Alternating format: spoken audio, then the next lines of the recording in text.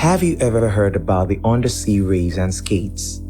If you have an interesting story about these undersea scriptures, then let us know in the comments area below.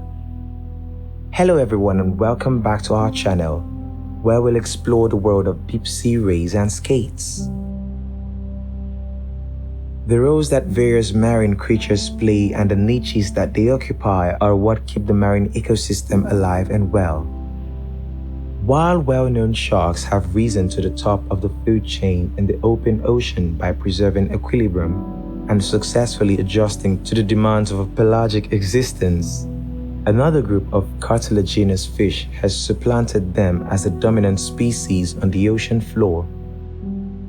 The superorder Batoidea has both skates and rays as its members, a name with its roots in Greek, where it was given in the meaning of a flat fish. Skates and rays, thanks to their different body shapes, have evolved into particularly effective predators of the life that lives beneath the silt. Let's take a more in-depth look at these animals that are related to the powerful sharks. The general body layout of rays. They are quite comparable to that of sharks. The most notable distinction is that rays have a flatter profile than sharks do. The broad wings that are used for swimming are formed when the wide pectoral fins are linked to the head, resulting in the morphology of this animal. In contrast to sharks, this animal's tail is extremely long and resembles a whip. Its primary function, however, is that of a rudder, ensuring stability and guiding the ship in the desired direction. The gill slits, mouth, and nostrils are all located on the bottom of the animal, while the spiracles that suck water in are located behind the eyes. An adaptation that keeps the gills from becoming clogged with silt and saves the fish from drowning. Similarities of rays and sharks. Rays and sharks share a lot of similarities when it comes to their skin. The reason for the sandpaper-like roughness is as follows. They are very small structures that resemble teeth and are known as placoid scales or cutaneous denticles. The fact that these are angled toward the tail helps the rays swim more efficiently by reducing the amount of drag they experience as they move. As a consequence of these, rays are able to pursue fish in the mid-water zone, in addition to scouring the seafloor for benthic prey. Different kinds of animals will employ various methods to survive. Ambush predators are typically found among bottom-dwelling species like skates. These predators hide in the sediment and remain motionless in order to pounce on unsuspecting prey as they pass by. This behavior also prevents the rays from being seen by potential predators, which is another benefit. Eagle rays and crown-nosed rays, on the other hand, congregate in the form of beautiful schools. Invertebrates are dug out of the sediments by beating their wings or using their long pointed snouts, which are both hunting tools. Size of rays. Manta rays are true pelagic animals since they spend their entire life in open water and consume their food in a very unique manner. The wingspans of manta rays can reach up to 7 meters, making them the largest type of ray, 23 feet. However, in a manner that is analogous to that of the whale shark, the largest species of shark, they prey on the tiniest of organisms.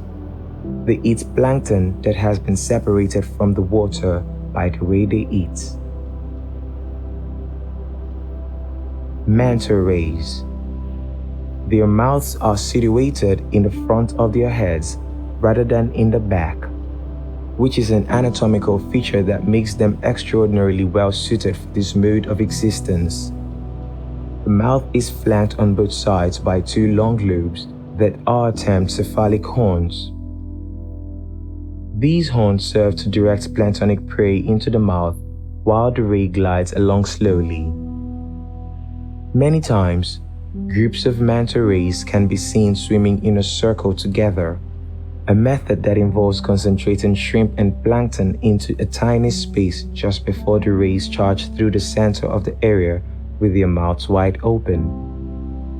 Swordfishes are specialized hunters that use their lethal swords to cut through schools of fish and pluck off individual prey one at a time. They use it not only for fishing, but also for digging for shellfish in the mud on the ocean floor. Sawfish and other types of rays.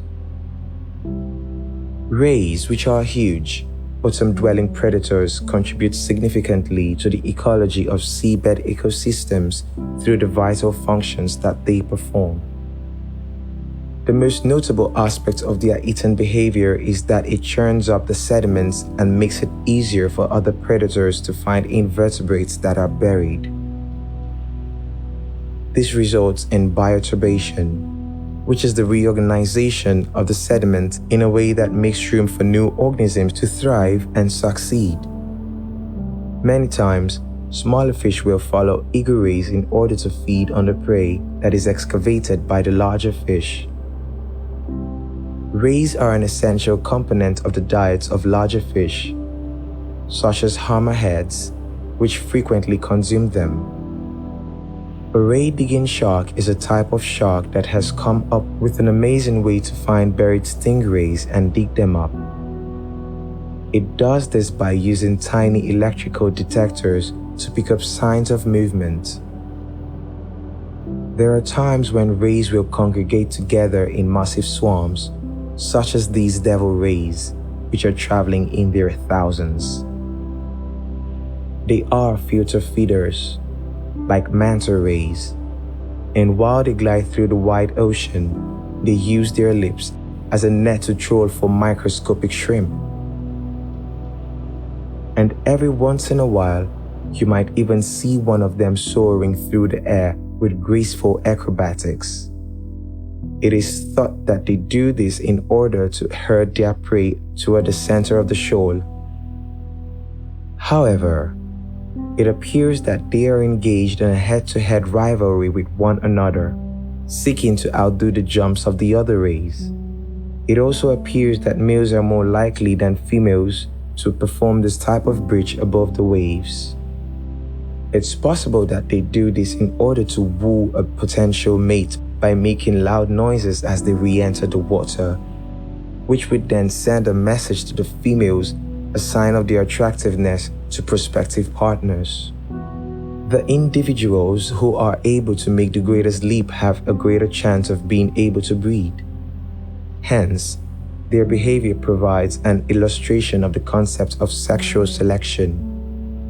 Astoundingly, devil rays may be found not only in the air above the water's surface, but also in the depths of the ocean, where they are consistently found since they are among the species that are capable of diving the deepest. It has been established that they are capable of diving to depths of up to 2,000 meters, 6,560 feet, while falling at an amazing feat of 6 meters per second. Deep sea skate. In the pitch-black midnight zone is where you'll find a deep sea skate. It lives close to 3,000 meters below the surface. They are inhabitants of the deep, so they make effective use of one-of-a-kind habitats that can be found here. The abyssal plains serve as their hunting habitat because it is filled with demersal organisms that can be used as food. Hatching process of skates. Skates arrive to deposit their eggs at towering hydrothermal vents, which are cracks in the surface of the earth that spew forth water that has been heated to extremely high temperatures. Ochre-colored sacs that lead to the sea bottom near the vents in great numbers. The skates make use of the structures as incubators to speed up the hatching process for their young. So the provision of sacs on the seafloor is not surprising. It is the first time that this tactic has been described in any marine animal, and it is a method that cuts the typical 4-year development time in half. Chimeras, often known as ghost sharks, are another type of shark that lives in deep water and is related to rays more closely than any other extant shark. They give off the impression of being a cross between sharks and rays due to the fact that they have an elongated body similar to that of a shark and broad wing-like fins, which are characteristics of rays. In general, skates and rays fill ecological niches that are comparable to those filled by sharks. They are able to maintain their position as top predators on the seafloor as a result of their distinctively flattened morphology and adaptations they have developed for life on the seafloor. They do this through creating interaction between predators and prey and by inducing bioturbation by burrowing in the sediment, both of which contribute to maintaining the vast variety of seafloor sediment communities.